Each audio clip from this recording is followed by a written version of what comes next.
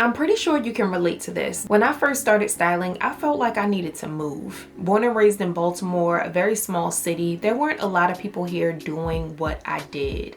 So I felt like I needed to be around people. I needed community of other stylists around me who understood what I did, and also clients who understood my value and what I was bringing to the table. So I thought, maybe I should move to LA. It's a big city, beautiful place, always nice weather. Or maybe I should move to New York. Fast pace, a lot of people, a lot of opportunity. But then I realized that moving to those cities wouldn't really help me. Although it would be a new space and I probably would thrive just because of who I am, but moving to a place where there are so many other people doing what you do doesn't make your life any easier. It makes your life more challenging and even harder to secure the clients and the opportunities that you want. So in today's video, I want to encourage you to bloom where you are planted. Honestly, even where you're planted may be saturated. Maybe you're in a city, but there are a ton of stylists doing what you do. How in the world can you stand out from all of those other stylists, all of those other creatives that are doing exactly what you do? So I'm going to talk to you through a few different points that's going to help you to stand out and to remain different and unique in this oversaturated styling industry that we all know and love and want to be a part of. So if that's something that you want to learn more about, you definitely want to keep watching.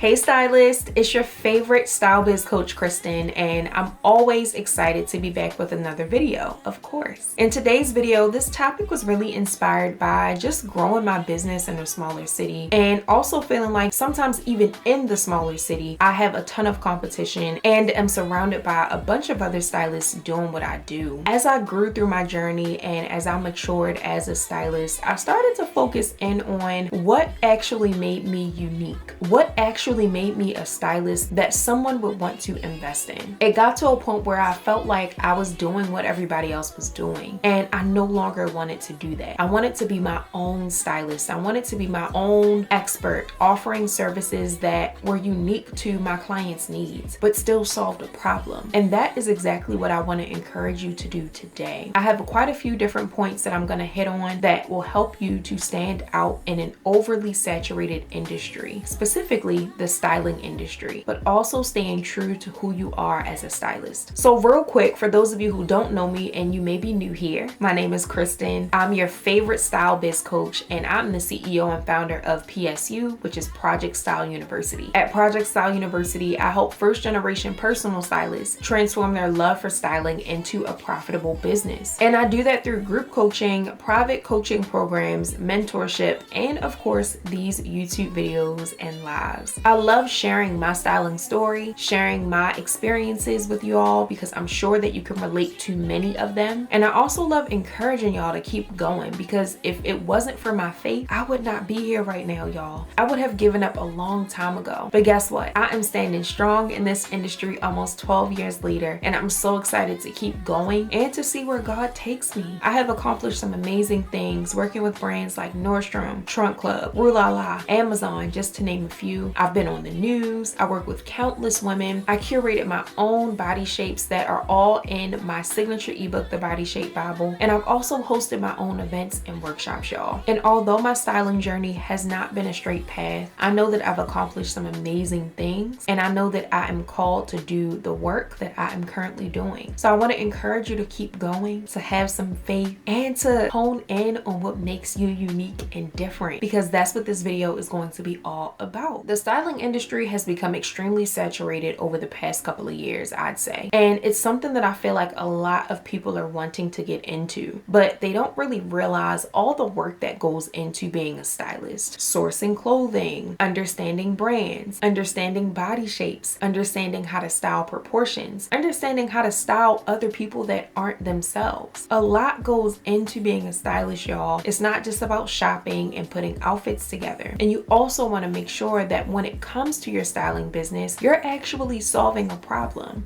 and you're not just out here telling people what to wear and not really giving them a reason as to why they should be wearing these pieces. Style is also intentional. One of my many philosophies is really helping women to shift their relationship with style so that they can be more intentional with their style choices, and so that they can curate a wardrobe that aligns with their body shape, their lifestyle, and their preferences. That is what I live and breathe by as a style savant, and I want to encourage you to come up with your own philosophy. So I'm jumping ahead, of course I am, but let's hop into it because I can't hold on to this any longer. So point number one. So in order to stand out in a saturated industry like the styling industry, you want to define your own styling approach. You want to create your own methods, your own methodologies that help you to provide your client with the service that they're looking for and to help you to solve your client's problems. A lot of the times, clients are having some of the same issues that you've had in the past. A lot of the times, really great styling offers and styling packages are curated out of frustration. They're curated out of you being frustrated by how someone sees style, or how someone is handling their outfits, or how someone is putting together a look. I get so frustrated over certain things. I get frustrated over trends. I get frustrated over clients not understanding their body shapes and not understanding their sizes. And I get frustrated over women feeling like they have to follow all of these rules in order to be seen as stylish. So a lot of what I offer my clients are responses to those frustrations, but also those frustrations are problems that my target audience is having. So it's so important to understand who your target audience is, like I always say, so that you can create a unique styling approach that is going to be the answer to all of their styling problems. And that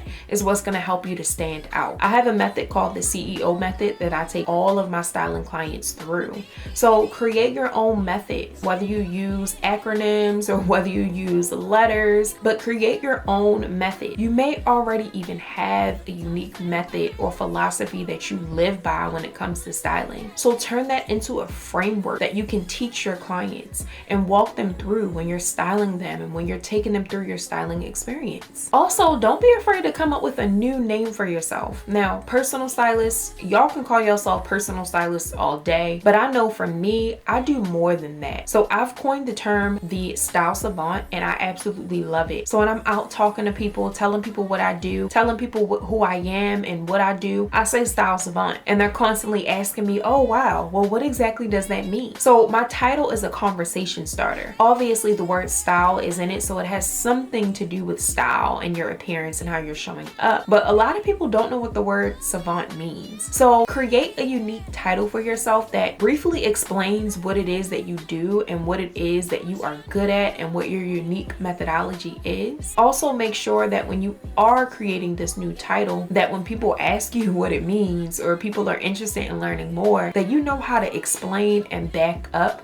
what exactly that title stands for. It's okay to call yourself a personal stylist, but if you feel like you do more than that, which if you're watching this video, you probably do, then I want to encourage you to change your name and change it to something unique and different that aligns with what you do as a stylist. And that is going to help you to stand out in a saturated styling industry like this one. Number two, I want to encourage you to be consistently visible with your brand. Show up in the right spaces at the right time, saying the right things. Y'all, social media is one thing. So it's definitely one thing to be consistent on socials, being consistent in the right social media spaces like your LinkedIns or your Instagrams or even your TikToks. And when you are showing up in these social places and on these social platforms, you want to make sure that what you are posting is of value, is of substance. Make sure that your caption makes sense. Make sure that your reels and your videos and the content that you're posting aligns with your brand and really backs up your philosophies, really backs up your methodologies and what you teach your clients and the experience you take your clients through. You want to make sure your content actually makes sense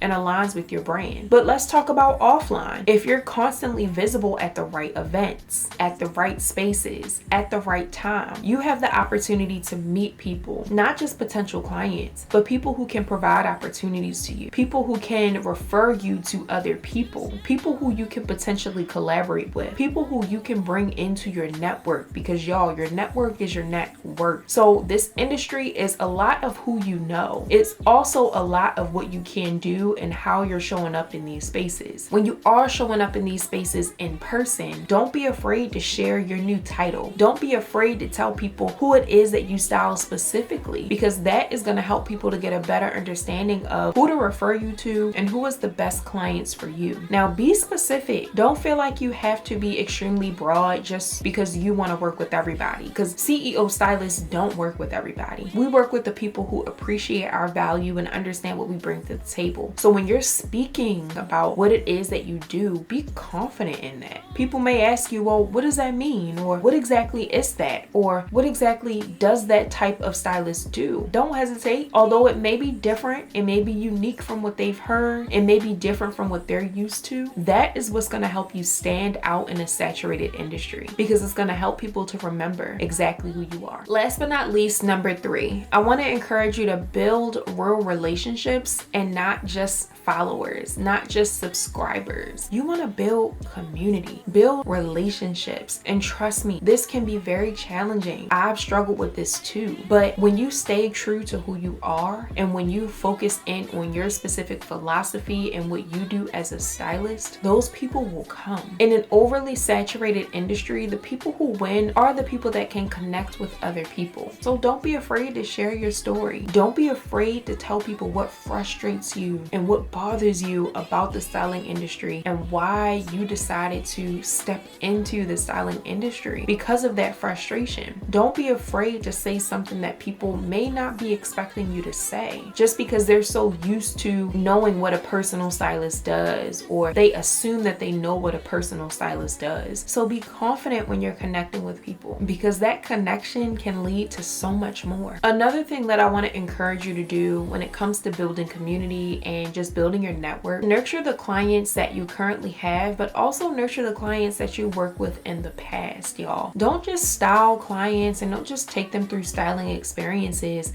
and then ghost them or forget about them. Check in with them, send them nice letters in the mail, send them flowers, let them know that you're thinking about them. A lot of the time, those people are busy. We're all busy. So maybe check in with them, see how they're doing. Make it a note to check in with your clients and past clients every couple of months to just see how they're feeling, to see how they're doing. See if they want to meet for lunch, see if they want to meet for coffee. Most of the time when you do things like that, they are constantly going to remember you, and they're going to refer you to other people, but they're also going to come back for more. So I hope these 3 easy tips encourage you to step outside of your comfort zone, do something different, but also staying true to who you are as a stylist. Don't be afraid to change your name. Don't be afraid to build community, and stand firm and confident in what it is that you do and how you serve your audience. That is going to help you to stand out in an overly saturated industry like this one. So again, my name is Kristen Johnson. I'm the CEO and founder of PSU. If you have any questions, don't hesitate to drop them below. And if you want to stay connected with me, make sure that you subscribe to our mailing list. I send out emails weekly just to notify you about what's going on, notify you when I'm going live, and to provide you some advice right in your inbox. Also, make sure that you like this video and subscribe for my next video, because I upload new content weekly.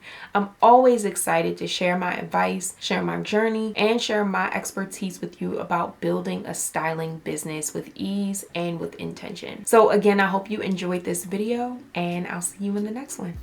Bye.